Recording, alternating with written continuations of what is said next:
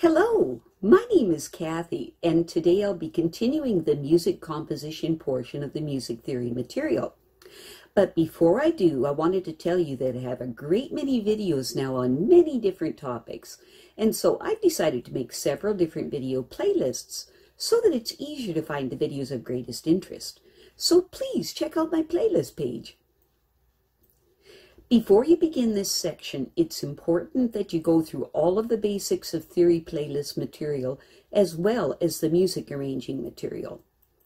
You've learned a great deal about music composition already from the basics of theory playlist material and music arranging material. And now we will move on to learning how to take an original musical idea and develop it into an original piece of music. In my last video, we went into the concepts of developing a musical idea. We started out with a short and simple musical idea and developed it into a melody line which you then arranged. This produced a piece of music that was an acceptable length, and it had a balanced nature in that the original musical idea was repeated and embellished at the end. When you do this, it helps to anchor the piece and gives it a feeling of balance. Now we're going to explore some other ways to lengthen and expand on the original musical thought. We're going to call the piece of music that we composed and arranged in the previous video Part A. We're going to do this to help clarify some of the many ways that we can develop this piece of music further.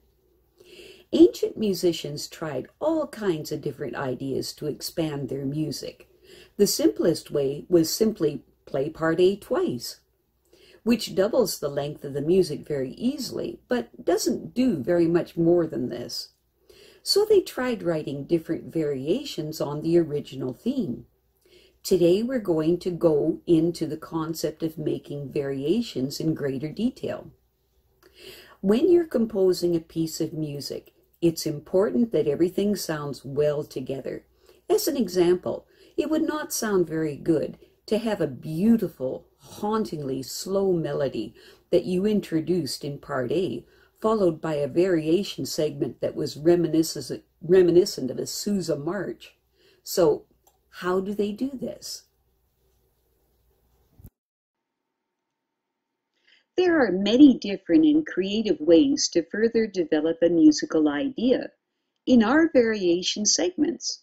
The first way is to introduce a different key, but not just any old musical key that you just pick out of a hat. You would use a related key. As an example, if we write our Part A in the key of C major, then the related keys are 5 notes up and 5 notes down, and their relative minor keys. For C major, the related keys would be G major, which is 5 notes up from C, and F major, which is 5 notes down from C, and their relative minors, which are E minor, which is the relative minor of G major, D minor, which is the relative minor of F major, and A minor, which is the relative minor of C major. This formula of finding the relative keys holds true for any key of music that you wish to use. As another example, if your original key was D major, then your relative keys are A major, which is 5 keys up, and G major, which is 5 keys down, and their respective minor keys, which are F sharp minor, which is A major's relative minor, E minor, which is G major's relative minor, and B minor, which is D major's relative minor, and so forth.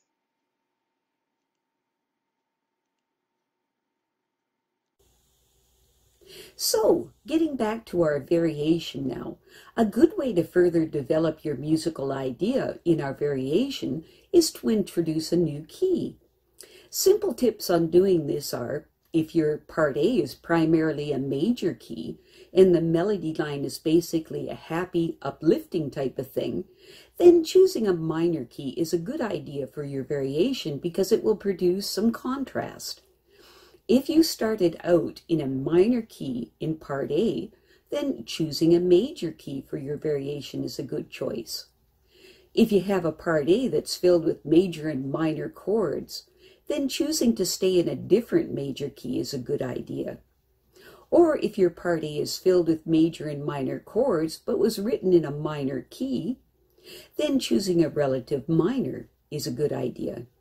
In actuality, though, have fun with this and choose what you think would expand on your original idea the best. For the purposes of this video, I've chosen to write my variation in the key of A minor. You can use the basic melodic ideas you developed in part A again, but this time in a minor key. Or you can expand further by developing a new melodic line. You can also write the music an octave higher or an octave lower. You can experiment with writing the melody line the opposite of your original concept as well, going up instead of going down, and vice versa. You can also alter the rhythmic structure slightly, but don't go too far out with this though. If your part A melodic line has a series of quarter notes and eighth notes or a specific rhythm, you need to keep the basic essence of this intact so that your variation segment sounds like it is a continuation of your original piece of music. Now, there are many ways that you can use to provide interest using the basic melody that you created for your part A. I have named just a few, and I'm certain that you can think of many more ways than this. Once you've developed your melody line for your variation, you can then arrange this segment of your piece of music. When arranging this section, make sure that you choose rhythmic styles that contrast a bit from your original part A section, but not too far removed. And this is the melody line of Row, Row, Row Your Boat, the minor variation.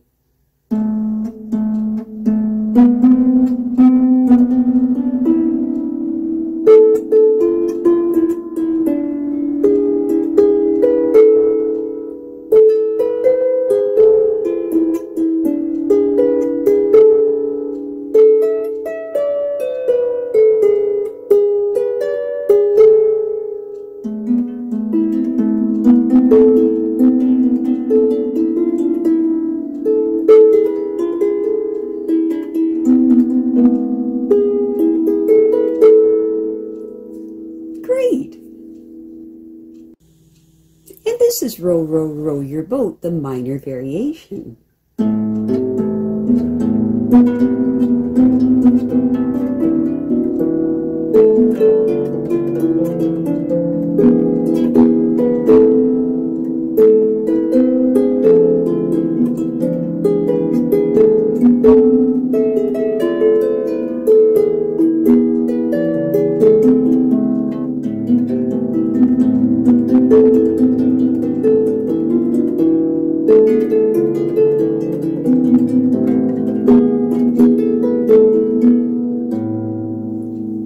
Great!